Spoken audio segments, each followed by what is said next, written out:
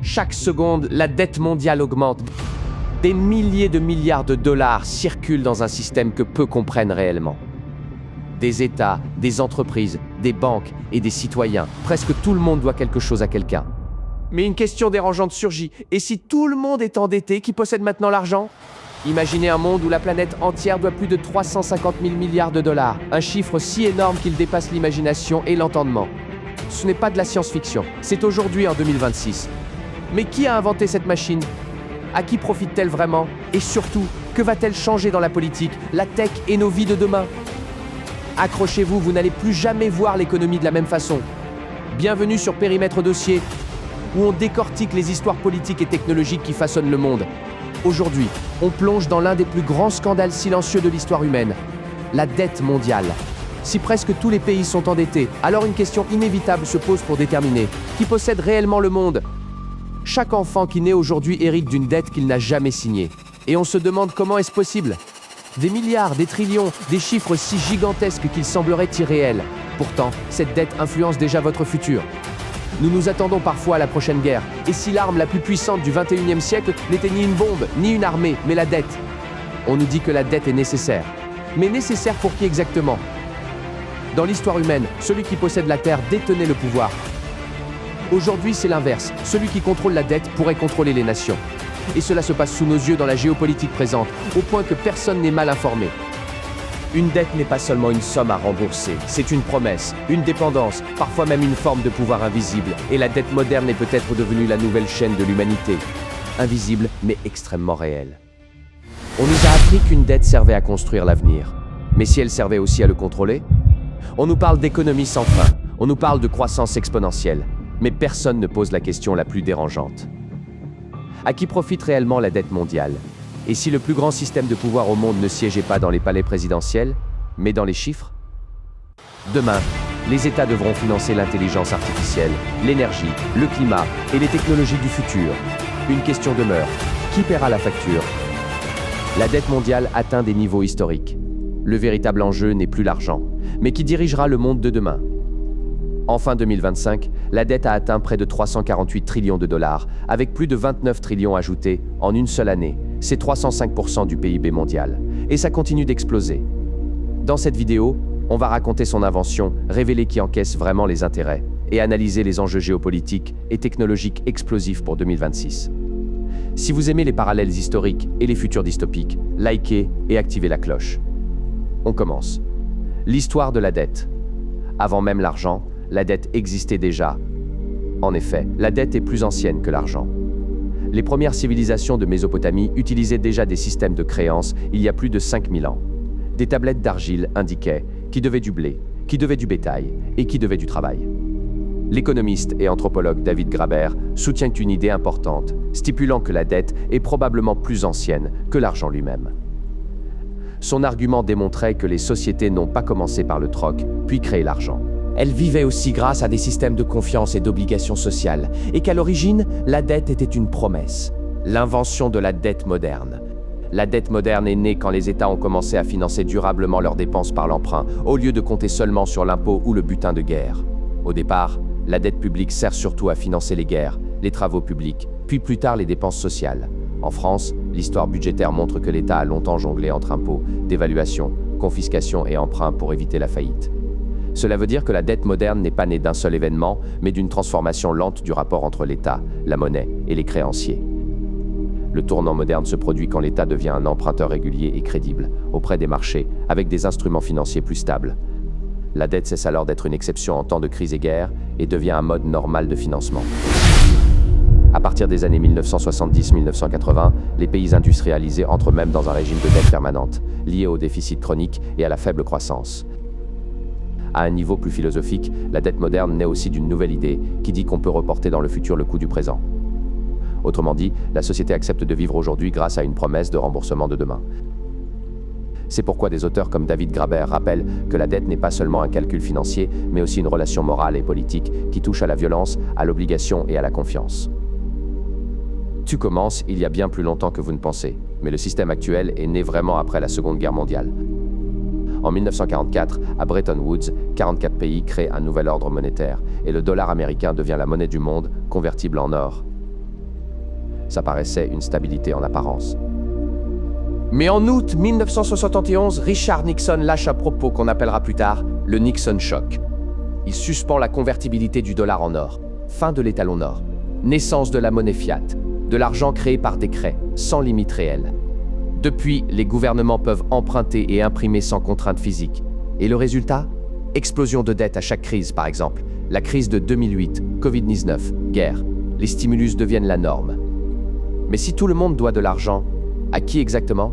La dette mondiale n'est pas détenue par une seule personne ou un seul pays. Elle est répartie entre les États, les ménages, les entreprises et une grande variété de créanciers financiers.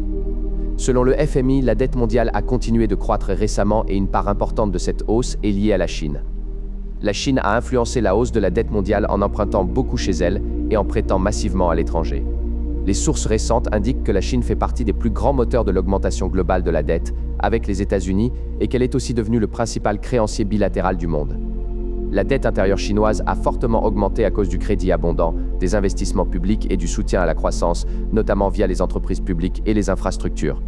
Quand la Chine stimule son économie par le crédit, cela fait monter la dette mondiale, parce que cette dette fait partie du total agrégé de la planète. La Chine a aussi pesé sur la dette mondiale en prêtant beaucoup aux pays en développement, notamment via les nouvelles routes de la soie. Ces prêts ont souvent été rapides à obtenir, mais moins transparents que ceux des créanciers traditionnels, ce qui a compliqué les restructurations pour les pays endettés. D'un côté, la Chine alimente sa propre accumulation de dettes. De l'autre, elle devient une source majeure de dettes pour les autres pays. Cela augmente l'interdépendance mondiale et rend les crises plus difficiles à résoudre, car les créanciers sont nombreux et les mécanismes de négociation sont parfois opaques. En réalité, la Chine ne pousse pas seulement la dette mondiale vers le haut par sa taille économique, mais aussi par son rôle central de prêteur international. Les créanciers sont surtout des banques, des fonds d'investissement, des fonds de pension, des assurances, des banques centrales et parfois d'autres États. Dans la dette souveraine, une grande partie peut aussi être détenue par des résidents du pays lui-même, pas seulement par l'étranger. Cela signifie que la dette mondiale forme un réseau de créances croisées, pas une pyramide simple avec un seul grand propriétaire. Le rapport mené par le FMI montre aussi que la Chine pèse fortement dans la dette totale mondiale, en particulier dans la dette des entreprises non financières. En parallèle, de nombreux pays à faible revenu sont en surendettement ou exposés à un risque élevé de surendettement. Du point de vue économique, dire qui détient la dette mondiale revient en réalité à demander qui détient les actifs en face de cette dette. Chaque dette est l'actif de quelqu'un d'autre, ce qui fait du système financier mondial un immense enchaînement de créances, d'obligations et d'intérêts. C'est pourquoi la dette n'est pas seulement un passif, c'est aussi un instrument de pouvoir, de financement et de transfert de richesses. La dette mondiale est détenue par ceux qui possèdent les créances, surtout les institutions financières, les épargnants et les États créanciers. En pratique, ce sont surtout les grands détenteurs de capital, directement ou indirectement, qui en tirent profit. Au cœur du conspirationnel, voici la partie qui va vous mettre en colère. Aux États-Unis, qui est le plus gros débiteur, environ 70% de la dette est détenue domestiquement par la Réserve fédérale, fonds de pension, fonds communs de placement et des banques. Et les 30% restants par des étrangers. Les banques centrales achètent cette dette via le quantitative easing, une politique monétaire non conventionnelle par laquelle une banque centrale achète des actifs financiers pour injecter l'argent dans l'économie et stimuler la croissance. Elle crée de l'argent, prête aux États et le système tourne. Les intérêts? Ils reviennent indirectement aux élites financières et investisseurs riches. Et l'inflation, qui est une conséquence directe, érode le pouvoir d'achat des classes moyennes pendant que les actifs des riches explosent. Pour les pays émergents, c'est un piège classique. Ils empruntent en dollars, et quand le dollar est fort, ils sont étouffés. Le FMI impose l'austérité. C'est un outil de pouvoir géopolitique très persuasif. Les sanctions s'enchaînent, le contrôle via le système SWIFT, souvent qualifié d'arme nucléaire financière. L'Iran a été le tout premier à subir cette sanction en 2012 dans le cadre de son programme. La Corée du Nord depuis 2017 face à l'accélération de son programme. La Russie depuis 2022, et vous le savez. Les réels enjeux politiques et technologiques de demain. En 2026, avec le deuxième mandat de Trump et tensions internationales, la dette devient une arme et peut susciter des intérêts insoutenables, risque de crise fiscale ou inflation galopante. La recherche de la solution devient imminente au point que la dédollarisation accélère. Les BRICS accélèrent dans la recherche des moyens. La Chine et d'autres construisent des alternatives à SWIFT pour le contournement. L'IA et la productivité nous poussent à espérer une croissance explosive pour sortir de la dette, mais la bulle spéculative et consommation énergétique massive des data centers aggravent le problème. On parle des millions et des milliards de dollars d'investissement prévus pour l'IA et les data centers, ce qui nous pousse à se demander avec l'argent de qui ce fonds sera levé. Si tout le monde détient une partie de la dette, l'intelligence artificielle, les infrastructures numériques et l'énergie exigeront des investissements massifs. Et les États emprunteront probablement davantage. Le Bitcoin et certains cryptos peuvent être des alternatives partielles à l'endettement mondial. Leur intérêt principal est qu'ils offrent une réserve de valeur hors du système de monnaie fiduciaire, avec une offre limitée pour le Bitcoin et une logique décentralisée qui le rend moins dépendant d'une banque centrale. Le Bitcoin peut servir de couverture contre la dévaluation monétaire quand les États compensent leurs dettes par plus de création monétaire ou par l'inflation. Dans ce cadre, certains investisseurs voient le BTC comme un actif refuge, parce qu'on ne peut pas le créer à volonté comme une monnaie classique. Mais le Bitcoin ne supprime pas la dette mondiale. Il ne rembourse pas les dettes existantes, ne remplace pas les budgets publics et ne règle pas à lui seul les déséquilibres entre croissance, dépenses et recettes fiscales. Les cryptos peuvent protéger certains épargnants ou investisseurs, mais elles ne changent pas mécaniquement le fonctionnement des États endettés. Pensez-vous que le crypto et Bitcoin peuvent-ils être des alternatives décentralisées ou nouvel outil de spéculation? La dette mondiale n'est peut-être pas une prison secrète construite par quelques hommes dans l'ombre. Elle ressemble davantage à un immense réseau d'obligations où chacun doit quelque chose à quelqu'un. Mais derrière les chiffres se cache une question plus profonde. Dans le monde de demain, contrôler la dette reviendra-t-il à contrôler les nations elles-mêmes? Parce que l'histoire montre une chose, la dette n'est pas cachée.